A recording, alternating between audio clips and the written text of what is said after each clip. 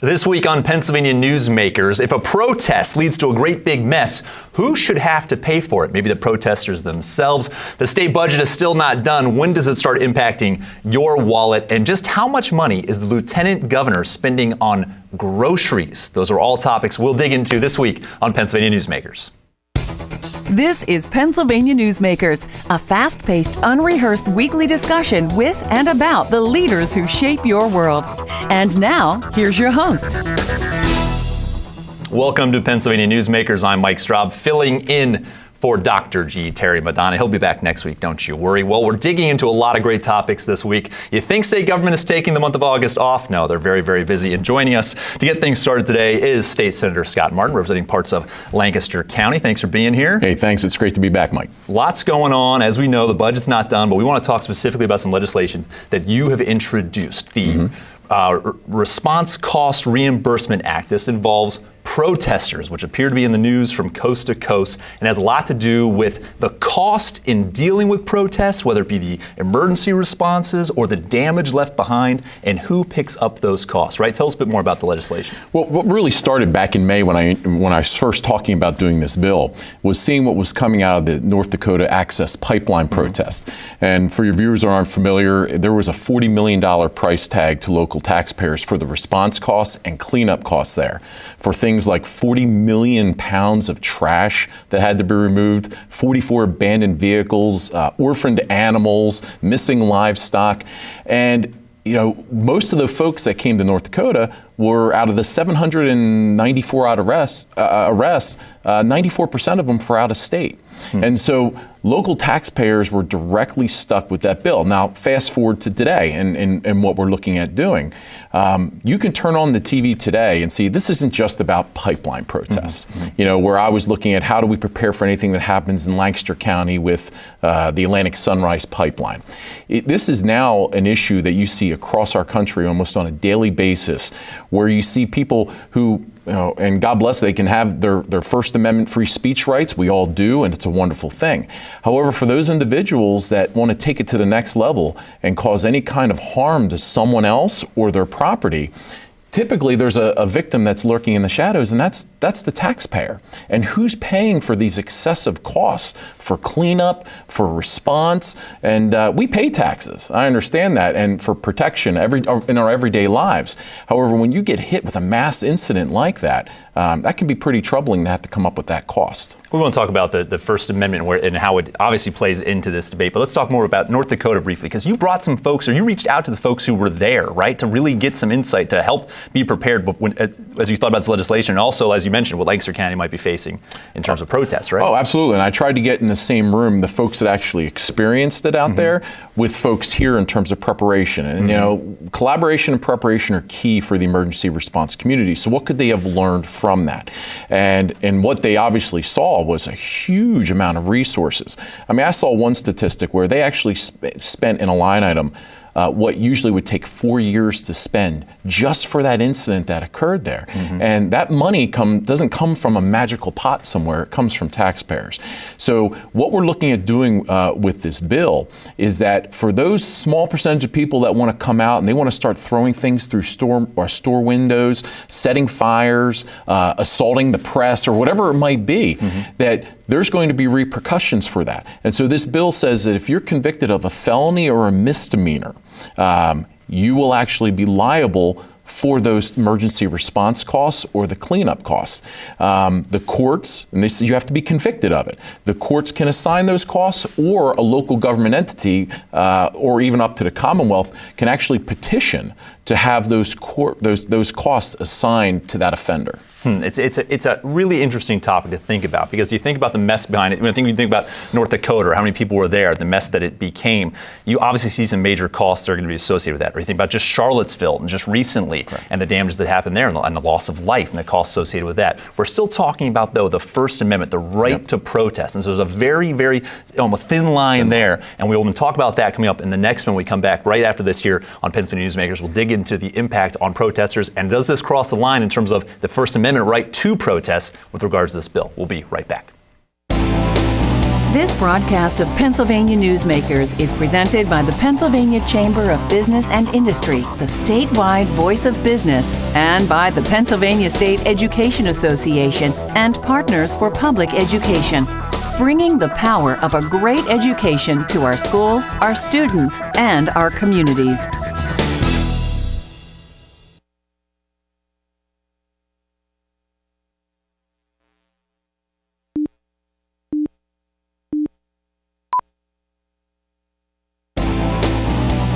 This broadcast of Pennsylvania Newsmakers is brought to you by the Pennsylvania Highway Information Association, the go-to source to learn about transportation projects and issues.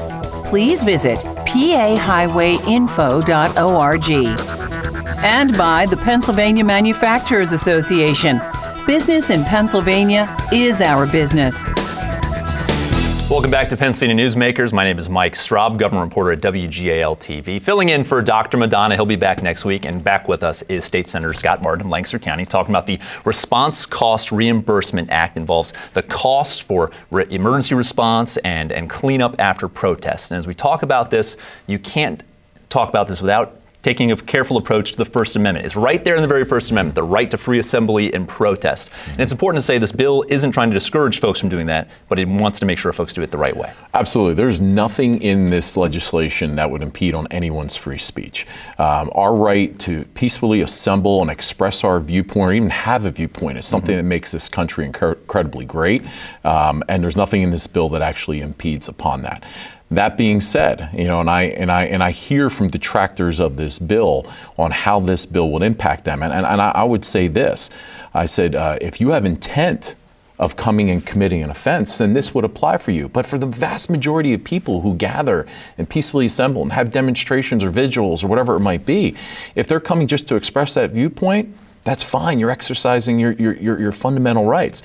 But if you're coming and you're there to create harm to someone or their property, that's not a right that's guaranteed under our Constitution. That's why we have criminal laws. No one has a right in this country to impose harm on someone else or their property. I ask anyone to show me where that's embedded in our Constitution.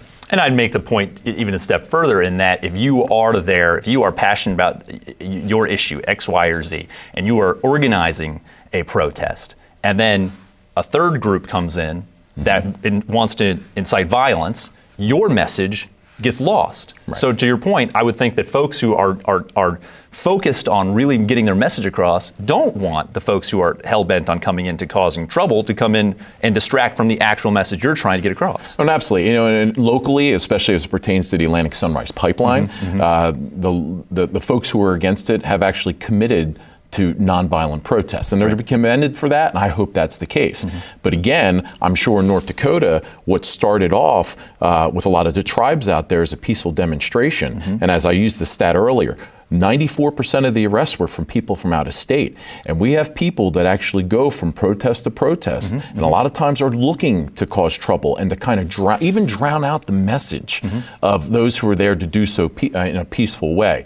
This bill is what I hopefully we're trying to get to, is we're not going to let those folks intent on doing harm to others or their property also stick it to the taxpayers of Pennsylvania and specifically Lancaster County. Right, and we've talked a lot about the pipeline Lancaster County project. It goes a lot further than Lancaster County, but this legislation is making news in Philadelphia when you think about the protests surrounding the DNC that led to a lot of arrests and some damage down there. So it applies to, it's far more than just a response to just pipeline events. Absolutely. Any protest or demonstration, absolutely. And it's got a number of co-sponsors, and you expect the bill to get some traction. And so we thank you very much for being here to talk about that. Got a few extra minutes. Talk about your hopes to strengthen the state's DUI laws as moving forward in Pennsylvania. Well, right before I came into office, the legislature passed Act 33 and the ignition interlock, and we were like the 49th state. So someone who gets in a vehicle actually has to do breathe into it in order to get the vehicle to turn on. And I think that is a great step in the right direction. But what's troubling is Pennsylvania is way behind. We are probably one of the last states when it deals with DUI laws and the severity of them. When you talk about someone who has repeat offenses or continues to drive on a suspended license and then gets behind the wheel and kills an individual, the laws are nowhere near strong enough. You know, you're talking about a third offense, you might get 10 days. If you're a multi-offender and you kill someone, you're looking at maybe 3 years for killing an individual.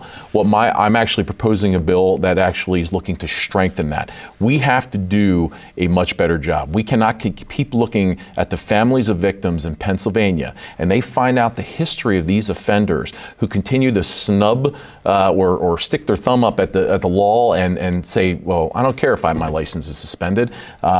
And then you get behind the wheel and kill someone. And it's not just alcohol, it's people driving while drugged as well. Yeah. We have to make a serious attempt that people truly understand. You're gonna get behind the wheel of a car again and again and again and put lives at risk. There's gonna be severe penalties in Pennsylvania for that. That sounds like something to be pretty simple for some bipartisan support to get moving on that fairly quickly. And so introducing some bills on that in the near future? The bill's introduced. We're actually having a press conference today at the Capitol Media Center to talk about it and the ignition interlock system, but also make a call for tougher DUI laws in Pennsylvania. Great. Senator Martin, thank you so much for being here. Thanks for having me, Mike. It's great to see you. When we come back, we'll talk with some of the state's leading journalists about some major headlines around the Capitol, including just how much money the lieutenant governor spent on groceries. You won't want to miss that when we return on Pennsylvania Newsmakers. This broadcast of Pennsylvania Newsmakers is brought to you by the Pennsylvania Credit Union Association. Pennsylvania Credit Unions, where people are worth more than money. To find a credit union that is right for you, check out ibelong.org. And by the Energy Association of Pennsylvania, Pennsylvania's energy information source.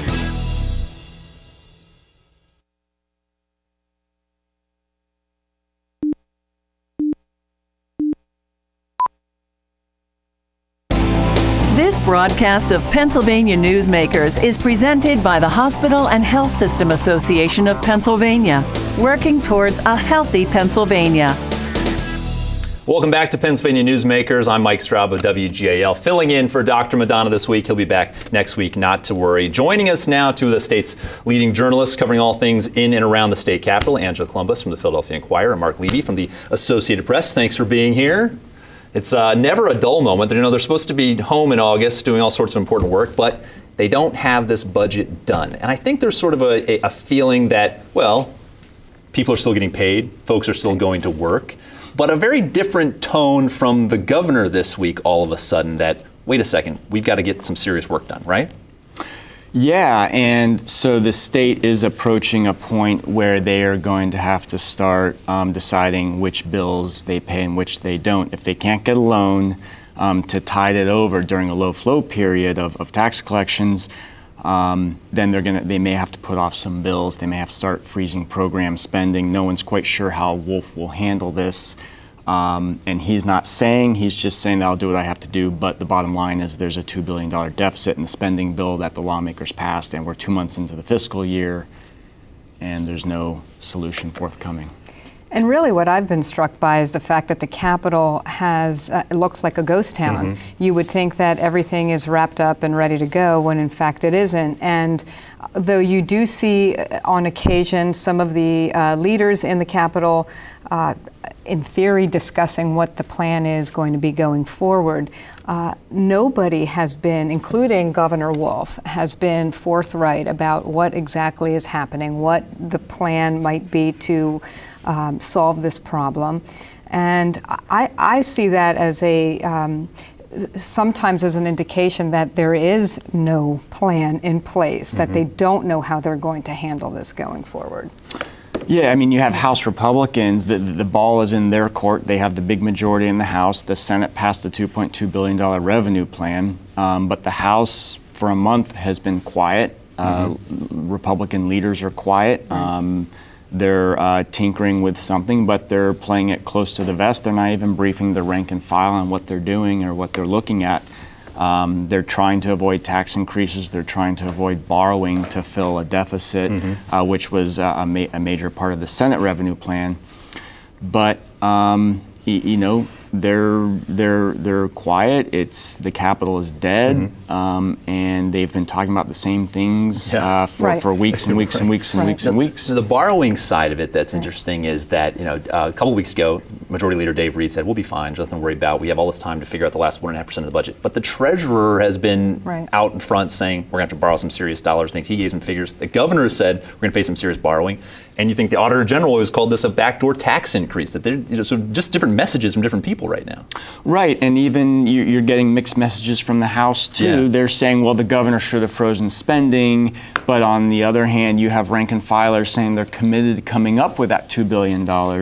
So which is it? Do you want a spending reduction, permanently, or do you want to come up with the money to support the spending that you voted for on June 30th? So, the Treasury, the Pennsylvania Treasury, has bailed out the state year after year after year since the recession, more or less, when it has low flow periods. And these low flow periods are made worse by its entrenched deficit. Right.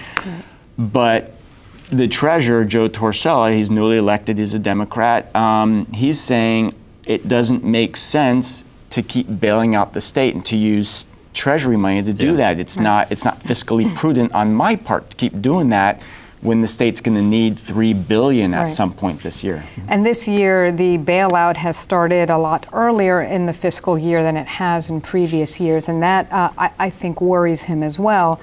And I believe he has said that August 29th is another key date to where, basically the state's main bank account gets close to zero, and there will need to be a decision as to whether to extend another line of credit or not. And at that point, we haven't heard from House leaders that they are committed to returning prior to their already scheduled September 11th return date to the Capitol to try and vote some sort of revenue package through. And the September 15th was the deadline that the governor gave for finding the revenue or borrowing. Right. There's a short week there that we're all focused on. The state has a big payment due to Medicaid providers that, as I understand it, can't be put off contractually. And so, to some extent, the budget office has to figure out, as I understand it, ways to put off bills that it normally otherwise would pay. Now, maybe those will be bills that it pays to insurers or utilities or landlords or suppliers. And maybe can they get a small loan from Treasury? So there may be a patchwork of things that the state can do, but eventually it will probably hit a point, say in December or so, when the state absolutely has to cut off money to programs. And that is the question here, is whether the House can pass a revenue package, and if not, who gets hit, which programs get hit. Nearly out of time here, but briefly, how much of this is actually just posturing for a governor's race that's still, a year and a half away, whether it be Mike Turzai or somebody else? Is that sort of a theme hiding in here? Well, I think they have to be certainly cognizant of it. Mike Turzai has said that he would not make any formal announcement one way or another until after the budget is resolved. So I would think he would want to resolve it fairly quickly. That's true. Okay. Well, thank you very much. When we come back, we'll dig into another news-making item around the state capitol, and it involves, once again, the lieutenant governor and the price of his groceries. That's when Newsmakers comes back. This broadcast of Pennsylvania Newsmakers is brought to you by the Pennsylvania Medical Society. Inspired physicians committed to the good health of Pennsylvanians and the advancement of the practice of medicine. And by the Pennsylvania Healthcare Association, advancing quality, improving lives.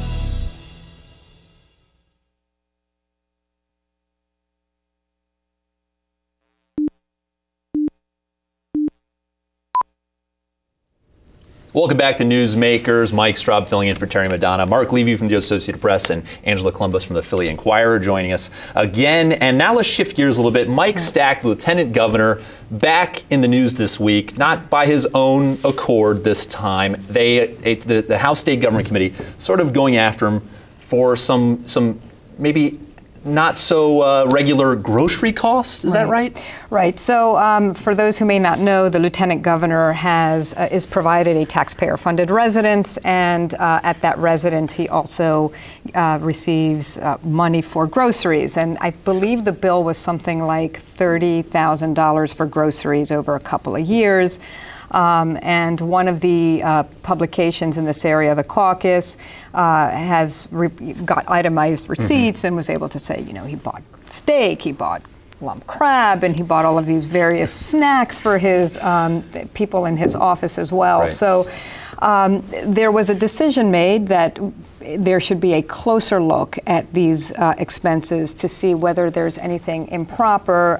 Nobody has said that, although there are certain expenses that have not been fully, I guess they don't have itemized receipts for, so they can't really explain them. Well, there's this interesting debate in that, wait a second, in this era of tightening state spending and pinching pennies everywhere we can, we're buying the groceries for a man who makes well over $160,000 a year. Like that debate goes without saying, I think, for a lot of folks once they hear it.